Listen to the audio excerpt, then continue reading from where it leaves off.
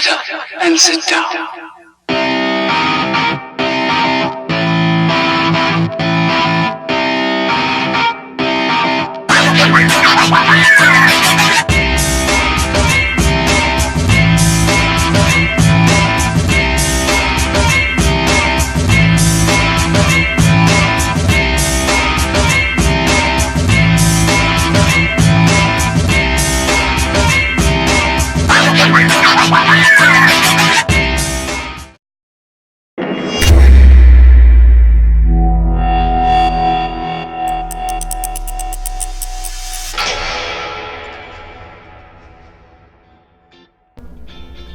I've always been a creative kid my whole life.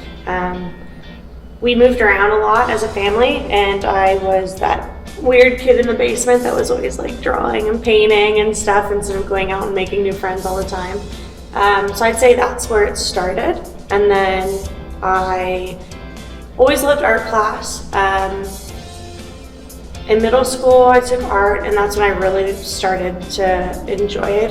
It became more than just coloring and all that kind of stuff. You can tell from the variety of artwork that I create that I love all different styles of art. So I mean, if I had to pick my favorite artist, I don't think I could. I don't think I could do it because I am inspired by a lot of different people. I'm inspired by I'd say how much talent there is with artists and how wide of a variety of art that there is and how far artists can push themselves. They'll have the same artistic elements at the end of the day, but really seeing people that develop really creative styles and start playing with really different mediums, that's what I like. I think that's what got me to do my lipstick series, because I wanted to start playing with something different. As far as subject matter that inspires me, I think I've noticed over the years that I have this weird, I think it's a rebellious side of me, and kind of an alter ego sort of a thing. So I'm very intrigued by edgy street culture, and I love women that are rebellious. I think that's the coolest thing ever, and it's that to me is super beautiful. And I think I weirdly try to captivate that in different pieces that I've done over the years. I've had a really good reaction to my lipstick series. I mean, obviously because of the fact that it's created out of lipsticks, so it's a little bit unique. I also have a lot of really emotional reactions with that series because it was created for to support breast cancer and breast cancer research. It's a bittersweet series because I like having a body of work that allows me to give back and allows me to have that charitable aspect, but it's also hard seeing people's reactions at times.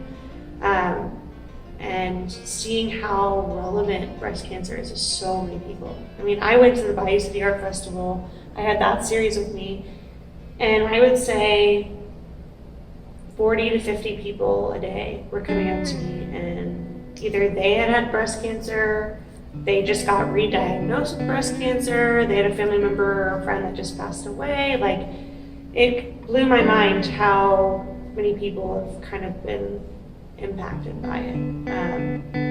It was actually my New Year's resolution. I bought 13 canvases, and that was what ended up becoming my baddest series. I was kind of rebelling a little bit, considering the fact that I'm spending my time painting 13 canvases instead of going out and getting a real job like most kids after college. So I kind of just had fun with it, different things that I always wanted in life that I didn't have yet. The GTO, the motorcycle,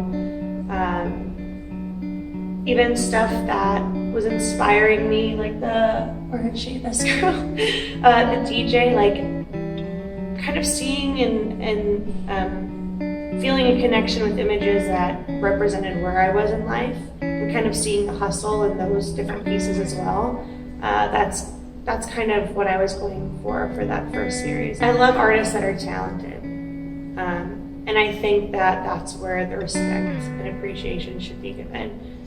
And it's hard because there's times where I see art in museums or stores, and it looks very basic, and they're selling it for a lot of money, and there's really nothing that they're depicting in the piece. It's just like, I don't know, a white canvas with a blue circle. And to me, that's kind of frustrating because I think that there's a lot of artists that have spent years and years developing their craft and working on their skills, and then sometimes to see stuff like that, I'm like, how did that person get there when there's so many good artists that are really struggling to make good money and they're so talented? But then again, art is art, and who am I to say that that's not beautiful or that's not worthy to be in a museum or a store? Somehow, some way that artist was able to get their work out there. So I hate it sometimes because it's frustrating, but I have to appreciate their hustle. But one of the things that I started doing was I'm intimidated by like blank white canvases and blank sheets of paper. Those first couple marks are always really hard for me. So what I started doing was on a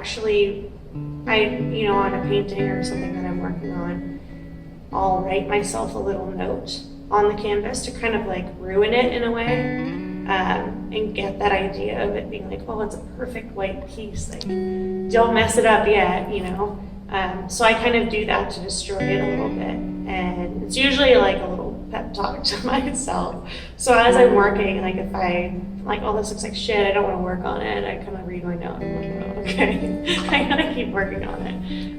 But it gets covered up with paint and stuff, but I've always found that helps me kind of break the ice a little bit. And it's kind of cool because people have my paintings in their homes and their offices, and they don't know that like underneath all those layers of paint is a little note I wrote. Art is a really hard thing to price. Some people think there's a formula to it. Other people, like I said, they paint a big white canvas with a blue circle and charge $20,000. And it's just like, where do you come off charging that?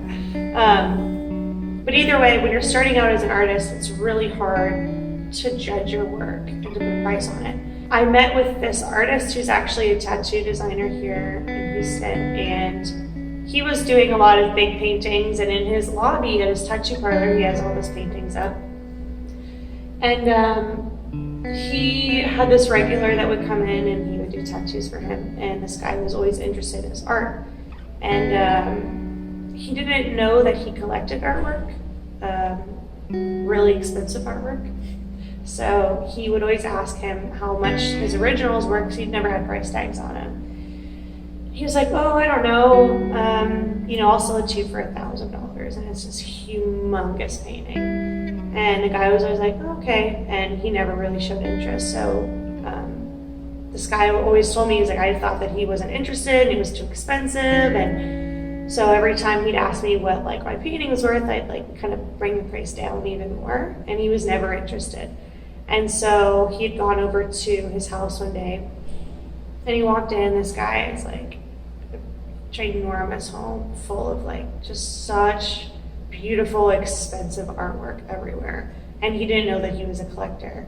And the advice that he told him, which he eventually told me, he said, do you know why I've never bought any of your work? And he was like, well, no, I want to know because you obviously have the money to spend. And he was like, you never put any value on your artwork. And if you don't value your artwork, I don't want to buy it. That like completely changed my perspective as far as selling my work. Any original artwork, that's hours and hours and hours of work. And if you don't value the time that you've put into it and the time that you've spent even just tweaking your technique and your skill level over the years to be able to create that original piece, then people aren't going to appreciate it either. That was my biggest lesson, was if you don't value your work, other people aren't going to value it.